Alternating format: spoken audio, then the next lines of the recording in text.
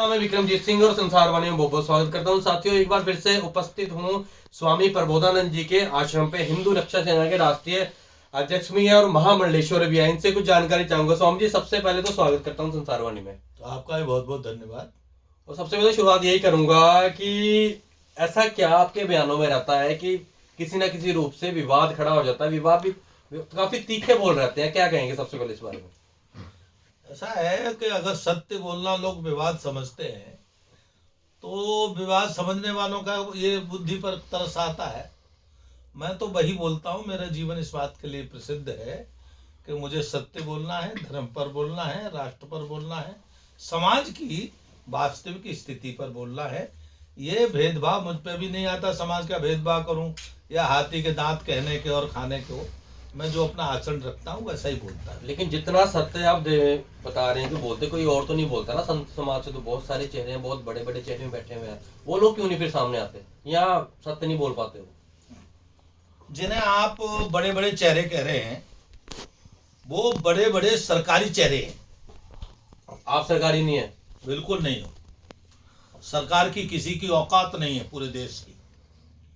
पूरे देश के किसी भी सरकारी तंत्र की औकात नहीं है जो स्वामी प्रबोधानंद को खरीद ले।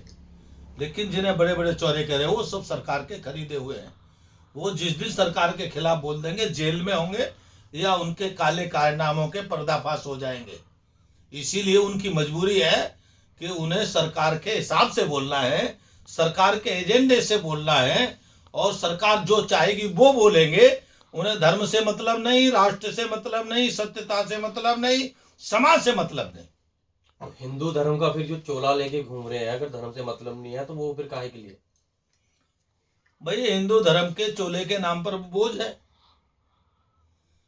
और बोझ इस धरती पर लेकर के चल रहे हैं। और वो बोझ भी इसलिए लेके चल रहे हैं, अगर वो इस चोले को ना पहने हो तो वो 2 रुपए की कीमत के नहीं है। आप क्या बात करते हो?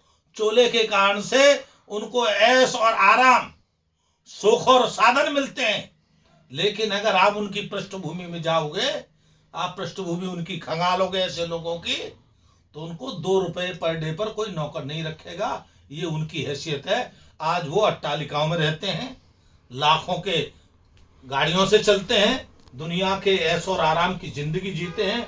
वो सरकारी तंत्र के इशारे पर ही जीते हैं। नहीं, अगर उन्हें ऐशो आराम भी चाहिए, बहुत बड़ा बात की आपने और बहुत बड़ा सवाल भी है। अगर उन्हें, क्योंकि संत समाज में आने का मतलब ये है ना, मोह माया को त्याग के आना। अगर ऐशो आराम चाहिए तो फिर इस लाइन में क्या फायदा आने का? बताओ, संत अपना चोला पहनने का क्या फायदा बनता है?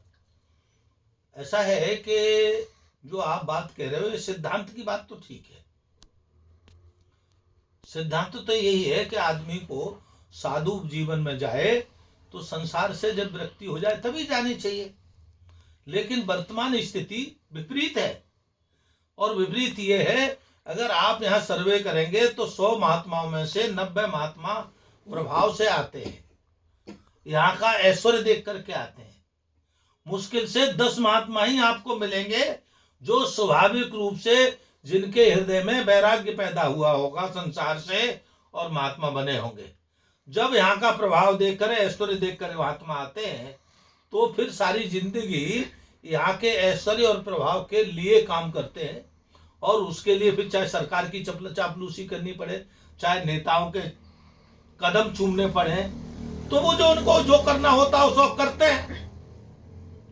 नहीं, अगर बात करूं अभी मुक्तेश्वरानंद जी का बहुत बड़ा मुद्दा भी चल भी रहा है, चर्चा में भी है, तो वो किस तरह के संत है फिर? क्योंकि लग्जरी गाड़ियां उन पे है, वैनिटी तक है उनके पास, काफी ऐशोआराम की लाइफ है उनकी भी। तो वो फिर शंकराचार्य किस हिसाब से बन गए फिर? आप अपनी भाषा ठीक करिए। आप अब हर एक को बोल देते हैं। आप जरा एक दिन रह के देखिए अनशन पर, आपकी नानी बोल जाएगी। वह आदमी ठंड में 11 दिन गंगा की रेती में बिना कपड़ों के, आप उसको ऐसाराम की जिंदगी बोलते हैं। बोलते हुए ध्यान करिए, शर्म करिए थोड़ी बहुत। उनकी वैनिटी, वो समाज के लिए उनकी वैनिटी सामने आई थी ना भी। अरे वैनिटी से क्या मतलब है? गाड़ी में चलेगा तो, या आश्रम की गाड़ी है वैनिटी है, किसी की गुरु की गाड़ी है, इसका मतलब है ऐसे हो गया। मतलब एक स्थान से दूसरे स्थान पर गाड़ी से गए तो आपको ऐसी जिंदगी दिखाई उस देती समय है। वो रथ पे सवार थे और कहते हैं कि वीआईपी गाड़ी, जबकि वहां से कोई नहीं गुजरती बंद थी, करो, भीड़ का झूठ एरिया बोलना था। बंद करो। रथ नहीं था, झूठ बोलना बंद करो। इन तुम पर पत्रकारों को झूठ बोलने की जो आदत है, इसको ठीक करो। वो गाड़ी नहीं थी, इतनी बड़ी पालकी थी, जैसे मेरा ये सिंहासन है। कब तक ये पत्रकार जगह झूठ बोलेगा? कब तक बोलोगे सरकार की भाषा? वह जो गए वो बिल्कुल ठीक गए। जब वहां तक गाड़ी जा सकती है, गाड़ी तो ज्यादा जगह घेरती है, और पालकी तो लोग लेके जा रहे थे, ये उनके सम्मान का प्रतीक है। हम शंकराचार्य को पालकी में ही ले जाके स्नान कराते हैं, ये यहाँ की मर्यादा है, भारत की परंपरा है। शंकराचार्य महामंडलेश्वर सम्मान के साथ स्नान करने जाते हैं, वह पालकी सम्मान का प्रतीक है। और उस पालकी को आप गाड़ी कहते हो? आप पूरे मीडिया के जगत के बहाने मार रहे हो। आप तो कम से कम ठीक करो। सारा का जगत के लोग झूठ बोलने लगे, सारे लोग सरकारी तंत्र के पत्रकार हो जाएंगे, तो कम से कम क्या रहेगा देश? नहीं, ये चीज तो सरकार ने भी बोली है ना। और अनशन पे जब बैठे थे तो उन्होंने ये भी काफी बार बोला था कि सरकार या शासन प्रशासन जो भी है, अधिकारी काफी अच्छे लेवल के थे वहां पे, तो आके वो अगर क्षमा मांग लेंगे तो हम मतलब उनको माफ कर देंगे। लेकिन लास्ट तक भी तो कोई नहीं आया उन तक, तो इसको हम फिर क्या समझेंगे? वो भी तो एक तरह से उनका वो विरोध ही तो हुआ उनका ही। आप ठीक कह रहे, ये भाके प्रशासन की बदतमीजी है, प्रशासन की गुंडागर्दी है, प्रशासन की लफंडरगिरी है। मैं यहां तक कह दूंगा, सरकार के लोगों ने मुझसे बात करी थी क्या करना चाहिए 19 तारीख को। मैंने साफ कहा था आपसे गलती हुई है, एक साधु स्नान करने जा रहा था, उसको आपने रोका है, यह आपने पाप किया है। साधु संतों की चोटी आपने खींची है, आपके प्रशासन ने खींची है, साधु संतों को जूतों से आपने मारा है। यह बहुत बड़ा पाप है, पाप नहीं महापाप किया है। और उस महापाप का एक ही प्रायश्चित है, साधु संतों से जाके माफी मांगे प्रशासन। और देखा जाए तो अगले दिन नोटिस कर दिया जारी। देखा जाए तो अगर बात करो तो पहली बार ऐसा हुआ है, और हुआ भी तब है जबकि सरकार भी हिंदुओं की है। पहली बार ऐसा देखने को मिला, वो भी हिंदू, जो कहती है कि हिंदू धर्म की, हिंदू रक्षा के लिए सरकार बनाई गई है, हिंदुओं के साथ ही उनके, वो भी हिंदुओं के संतों के साथ ऐसा हो रहा है। ये आप कह रहे हो सरकार के, किसने कहा है बात? सरकार की तो हमने सुना नहीं। सरकार हिंदुओं की है, ये बात तो हमने किसी से सुनी नहीं आज तक। ये केवल आप कह रहे हो अपनी बात। एक बात, सरकार कोई भी हो, सरकार कभी हिंदुओं की नहीं होती। न ये सरकार, न आने वाली सरकार, न जो गई सरकार, वो कोई भी सरकार हिंदुओं की नहीं है। ये केवल आपकी मनगढ़ंत बात है, एक बात। दूसरी बात, सरकार तो सेकुलर होती है, अर्थात सरकार किसी की नहीं होती। सरकार तो अवसरवादी की होती है। सेकुलर अर्थ का भी अर्थ केवल इतना ही है कि वो किसी के नहीं है, वो तो अपने फायदे के, अपने मौके के, उनके अपने सरकारी तंत्र का फायदा कैसे होगा वो उस समय उसके है, वो किसी के नहीं है, हिंदू के न मुसलमान के, अर्थात किसी के नहीं है। सेकुलर शब्द नेता इसीलिए लाए, चालाकी से बचने के लिए, हिंदू को बेवकूफ बना दे, मुसलमान को बेवकूफ बना दे। ये सेकुलर माने हैं कि सारे संसार को बेवकूफ बनाने का काम, इसलिए सरकार कहती है हम तो सेकुलर सरकार है। और अगर बात करूं तो जो उन्होंने शंकराचार्य जी का जो अपमान किया है, इसका रिजल्ट क्या देखने को मिले? क्योंकि पहली बार हुआ है ऐसा, क्या कहेंगे? देखो भाई, यह देश साधु संतों का, ब्राह्मणों का देश है, ठीक है। और साधु संतों ब्राह्मणों का देश इसलिए कहा गया है कि इस देश को बनाने में ब्राह्मणों और साधुओं की बड़ी भूमिका है। उन्होंने अपने त्याग बल, तपोबल, इस समाज को खड़ा करने के, सर्वस्व न्यौछावर करने का जो उन्होंने काम किया है, इसे नकारा नहीं जा सकता। यहाँ एक नहीं, हजारों ब्राह्मणों ने, हजारों साधु संतों ने पूरा जीवन अपने लिए न लगा करके, देश और धर्म के लिए लगा करके इस भारत को खड़ा किया। इसीलिए हम कहते हैं साधु संतों का देश है। जिन्होंने साधु संतों का अपमान किया, वो यहां देश की परंपरा है, नष्ट हो गए। ये तो कुछ है ही नहीं। महानंद जैसे आतताई एक चाणक्य के संकल्प से समाप्त हो गई सरकार। मैं आज आपसे कहना चाहता हूं, सरकारें भस्म हो गई। आपको ध्यान हो, धर्म संसद में योगी जी ने, धर्म संसद में धामी जी ने संतों का अपमान किया था। धामी जी जीत नहीं पाए, हार गए थे। जब ही संतों ने कहा था कि इस बार धामी जी नहीं जीतेंगे, जीते क्या? आपके सामने उदाहरण है, एक नहीं मैं अनेकों बता सकता हूं। साधु संतों की आग से कोई बच नहीं सकता, ये हमेशा याद रख लो। हो सकता है साधु संत अपनी कुटिया में चुप बैठ जाए आपके आतंक से, लेकिन उसकी हाय से, इसीलिए कहा भी गया है, क्या कहा गया है? मुई खाल की सारसों सार भस्म हो जाए, दुर्बल को न सताइए जाति मोती आए। ठीक है। और साधु संत की से तो दुर्बल की हाय से भी आदि खत्म हो जाता है। और ये तो शांत संतों का श्राप, भगवान उसका पालन करते हैं। साधु क्रोध में आके श्राप दे दे या प्रसन्न होके आशीर्वाद दे दे, उसके वचन का पालन स्वयं भगवान करते हैं। यह बात याद रखनी चाहिए। इसीलिए किसी भी सरकार को साधु संतों का अपमान करने से बचना चाहिए, ये मेरी राय। और अभी अगर बात करूं तो उत्तराखंड में भी मुद्दा चल रहा है। एक दुकान 70 साल का एक व्यक्ति था, मुस्लिम धर्म से संबंधित था व्यक्ति, जिन्होंने अपनी दुकान का ना, वो लगभग अगर बात करूं तो 35 साल उसको दुकान को वो चल रही है, हो चुकी है, सबकी नजरों में थी, 35 साल हो चुके थे। लेकिन अब एक विवाद होता है कि बाबा नाम को लेके। सबसे पहले ये जानना चाहूंगा, ये जो बाबा शब्द है वो किस धर्म का शब्द है? देखो, बाबा शब्द तो एक ऐसा शब्द है, हमारी समझ से तो एक कॉमन शब्द है। इसे बाबा माने, हमारे यहाँ बाबा कहा करते थे अपने बुजुर्ग को। जो हमारा दादा होता था या दादा से जो बड़े होते थे, दादा की आयु के लोग होते थे, हमारा ये भारत में प्रचलन जो हमने सुना है, बाबा शब्द उनके लिए प्रयोग किया जा सकता। पहली बात तो ये, बाबा हमारे यहाँ आदर सूचक शब्द है। बाबा से हम किसी को कहते हैं तो हम उसे आदर देते हैं।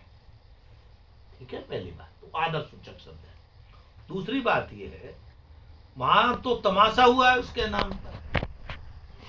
तमाशा नाम से यह हुआ कि बजरंग दल के लोग गए कि भाई ये हो सकता है उनकी अज्ञानता हो, बालक ही तो है, लड़के ही तो बजरंग दल के, उनकी ज्ञानता में नहीं होगा कि बाबा का क्या अर्थ है। वो ये समझे कि बाबा माने केवल हिंदू। उन्होंने, उनकी एक अज्ञानता, लेकिन एक हीरो टपक गया, वो कहता है मैं मोहम्मद दीपक हूं। आप भी हीरो कह रहे हैं उसे? हीरो बनने की तो चाह थी उसकी। नहीं, एक बात बताओ, मोहम्मद दीपक कहने की क्या जरूरत थी? इसे कहते हैं अधजल गगरी छलकत जाए। उन्होंने अपना मोहम्मद दीपक परिचय दिया इसलिए हीरो बन जाए, और हीरो बन गए। आप पत्रकारों की महिमा, ठीक है ना, पत्रकारों ने हीरो बना दिया, हम मोहम्मद हीरो हैं। फिर मैं उनका इंटरव्यू एक दिन देख रहा था, उन्होंने कहा कि मैं कोई हिंदुओं पर अत्याचार होगा तो मैं दीपक कुमार बन के जाऊंगा। अरे उसके पड़ोस में ही भवाली में नाबालिग लड़की के साथ रेप हुआ, उसकी तो कहीं समझ में ना आया। नैनीताल के पास में भवाली है ना, क्यों नहीं गया वो? कहां गई उसकी इंसानियत, कहां गई उसकी सिद्धांत? लेकिन ये क्या है, उछले लोग हैं बांग्लादेश में भी। हाँ, उछले लोग हैं। बांग्लादेश तो चलो दूर है, नहीं जा सकते। बांग्लादेश जाते हिंदुओं को बचाने के लिए, हिंदू मुसलमान शांति करने के लिए जाते, हिंदू मुस्लिमों के शांति दूत बनते हैं। हमको भी लगता है हाँ शांति दूत है, लेकिन क्या है, घटिया राजनीति करना, घटिया हीरोगर्दी करना, यह देश का प्रचलन हो गया है। ये देश के लिए दुर्भाग्यपूर्ण है। रातों रात हीरो बन जाना, दीपक मोहम्मद दीपक कहने के, एक तो दीपक मोहम्मद नहीं हो सकता और मोहम्मद दीपक नहीं हो सकता, ये कभी नहीं हो सकता। आपके हिसाब से उसे मोहम्मद नहीं कहना चाहिए था कि जहां उसे बीच में आना नहीं चाहिए था? एक बात तो ये है जिस एक्शन से वो आया वो एक्शन उसका ठीक नहीं था। उस एक्शन में उसकी नीयत ठीक नहीं लगती। वास्तव में उसको अपने पड़ोसी धर्म के नाते, गांव धर्म के नाते जाता तो सीधे कहता मैं भी दीपक हूं, मैं भी भाई हिंदू हूं, और आप कैसे कह रहे हो उसको बाबा का नाम हटाने के लिए।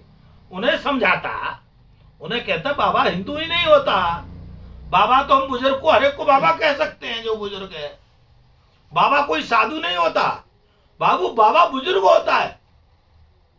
यह बात भी तो दीपक समझा सकता था उन्हें, लेकिन न समझा करके वो लड़ने लगा उनसे। ठीक है। और एक आदमी 10 लोगों से लड़ा तो जो हीरो फिल्मों में दिखाया जाता है वही तो फिल्मी स्टाइल ही तो किया उसने। तो क्या है, तो हीरो बनने के लिए फिल्मी स्टाइल से लड़ा वो उन लोगों से। तो ये वास्तव में निश्चय न तो जो दुकानदार है उनका भला है, बल्कि देखा जाए ना, सबसे बड़ा दुश्मन उस दुकानदार मुसलमान का ये मोहम्मद दीपक है। आप समझ लीजिए। मैं आज आपके माध्यम से कहता हूं, सबसे बड़ा जीवन में खतरा इतने साल से वो आदमी रह रहा था, नहीं हुआ, इस मोहम्मद दीपक उनका दुश्मन है। और वो दुश्मन मैं इसलिए कह रहा हूं कि उसने ईर्ष्या की खाई गहरी कर दी इस मोहम्मद दीपक के कारण से, झगड़े की खाई गहरी कर दी। कल वहां हिंदू मुस्लिम नैनीताल में होने के लिए पैदा कर दिया उस दीपक ने, और आप उसे मोहम्मद दीपक बना के हीरो। नहीं, वो दीपक सामने ना आता उस बीच में, चलो आपने मोहम्मद बोल दिया, उसे नहीं लगाना चाहिए था, वो एक बात होगी। अगर दीपक सामने ना आता तो उस बुजुर्ग व्यक्ति की दुकान तो फिर तो गई थी वो। कभी अब इतने साल से नहीं तो कैसे जाती, क्योंकि पहले विवाद नहीं हुआ ना, कभी विवाद अब हुआ एकदम। विवाद होने पे भी नहीं जाती, मैं गारंटी करता हूं। नाम चेंज होता उसको, कुछ भी नहीं होता समझाने से। भारत का हिंदू थोड़ी देर जोश में आता है, नहीं कभी हिंदू हमला नहीं करता किसी पर। मैं गारंटी कहता हूं, बजरंग दल के लोग थे, वो हिंदू थे, वो कभी हमला नहीं करते, चाहे वो 100 लोग इकट्ठे होके गए थे, मैं गारंटी ले सकता हूं। और उस दुकान पे हमला नहीं करते, उस दुकानदार के मालिक पे हमला नहीं करते। आज तक इतिहास है, हिंदुओं ने किसी मुसलमान की दुकान नहीं लूटी, पूरे वर्ल्ड की बात कर रहा हूं। किसी हिंदू ने या 10 हिंदू इकट्ठे होकर के भी किसी मुसलमान की दुकान नहीं लूटी। किसी मुसलमान पर हिंदुओं ने इकट्ठा होकर कभी हमला नहीं किया। तो ये कैसे हो जाता? ये तो संभव नहीं। तो ये तो ड्रामा किया गया, और ड्रामा देख रहे हो, ये उत्तराखंड को हिंदू मुस्लिम में कन्वर्ट करने की एक बड़ी योजना है, ताकि उत्तराखंड में हिंदू मुस्लिम दंगे हो, और दंगे होने के बाद राजनीतियों की राजनीति सीख जाए। मैं तो यहाँ के उत्तराखंड के यशस्वी मुख्यमंत्री श्री पुष्कर सिंह धामी से कहूंगा, ऐसे प्रसंगों को गंभीरता से लेकर के इसकी तह में जाना चाहिए कि इस मोहम्मद दीपक के पीछे कौन है। ये स्क्रिप्ट लिखी गई है, जैसे फिल्म बनती है, फिल्म की स्क्रिप्ट तैयार की जाती है। मतलब आपके कहने का मतलब कोई ना कोई पार्टी है इसके पीछे, बिल्कुल कोई राजनीतिक लोग हैं इसके पीछे। और आप बता लीजिए, हम पर हमला हुआ, पता है आपको? पता है ना, कई बार हुआ है, कई बार हुआ। आश्रम घेरा गया है। ये कहां गए नेता? मर गए थे उस समय।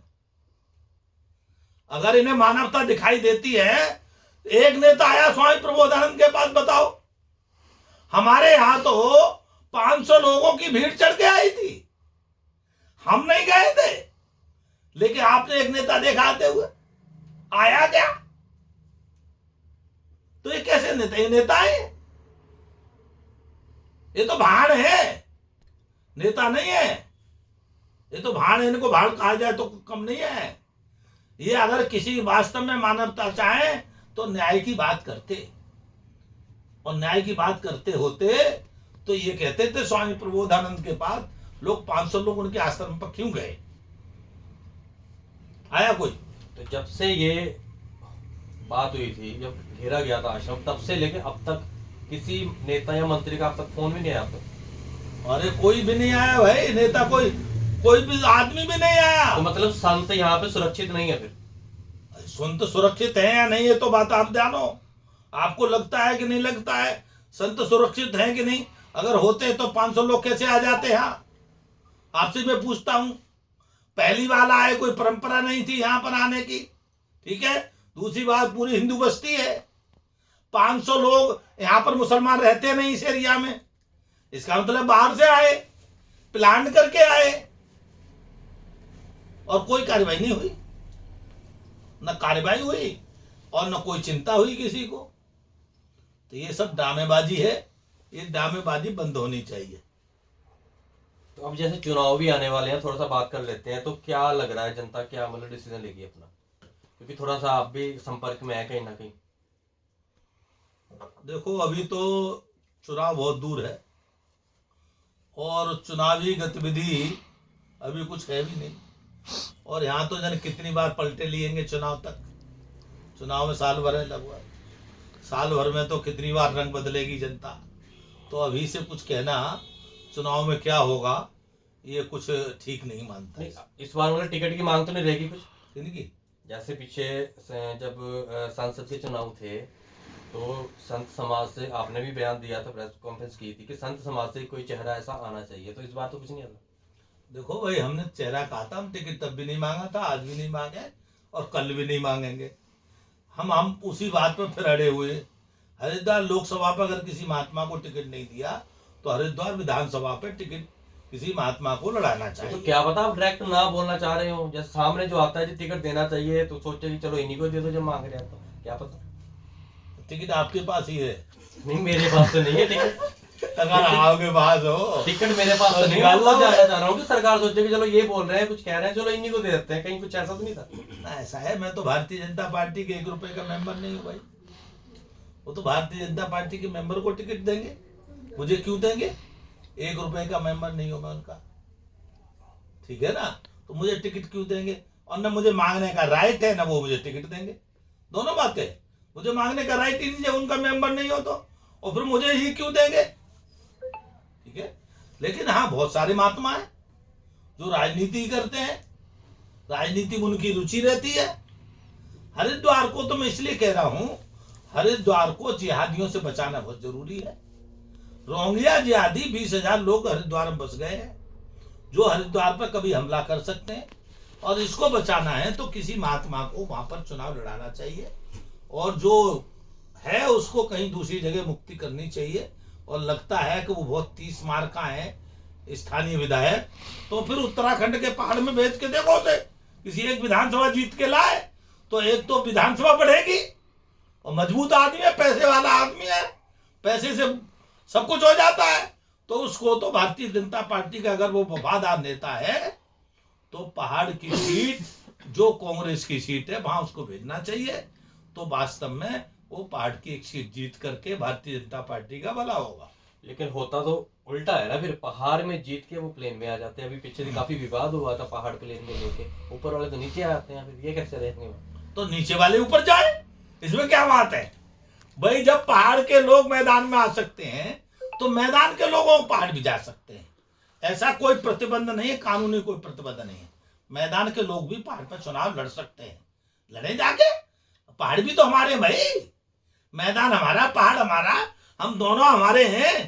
तो प्रेम भी जब भी बढ़ेगा कि मैदान के लोग भी पहाड़ की जरा ठंडी ठंडी हवाओं का महसूस करें और जाएं। और मैं तो यही कहूंगा भारतीय जनता पार्टी को, तो मैदानी सभी विधायकों को पहाड़ पे चुनाव लड़ने के लिए भेजना चाहिए, और पहाड़ के नेताओं को सबको मैदान में लड़ाना चाहिए। जितने मैदानी टिकट मांगते हैं सबको पहाड़ पे टिकट दे देना चाहिए, और पहाड़ वालों को सबको मैदान में टिकट देना चाहिए। अगर हमारी बात आपके द्वारा मान जाए तो उससे कई लाभ होंगे। एक तो पहाड़ी और मैदानी वाला भेद खत्म हो जाएगा, नेताओं की कसरत हो जाएगी, पार्टी मजबूत हो जाएगी। करके देखें फॉर्मूला। और ये जो है ऊपर नीचे का जो भाव है ना, ऊपर वाले नीचे वाले, वो भाव खत्म हो जाए।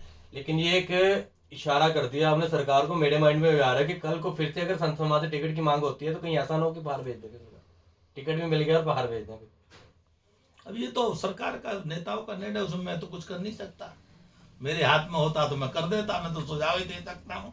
सुझाव आपको दे दिया है, आप साकी बात मानते हो तो भेजो जरा राष्ट्रीय अध्यक्ष कोई अगर क्या बने, नितिन नवीन बने हैं, बड़े युवा हैं, उनको भी जरा सुझाव भिजवाओ। नहीं, अगर आपको मान लो टिकट दे के वो पहाड़ भेज दें तो क्या करेंगे वो? अरे तू मेरे पे क्यों घूम रहा है भाई? वो मुझे टिकट दें और 100 करोड़ रुपए दें, ठीक है, और मुझे कहें कि मेरे पिताजी, मेरे गुरुजी, तो भी मैं चुनाव लड़ने को तैयार नहीं हूं।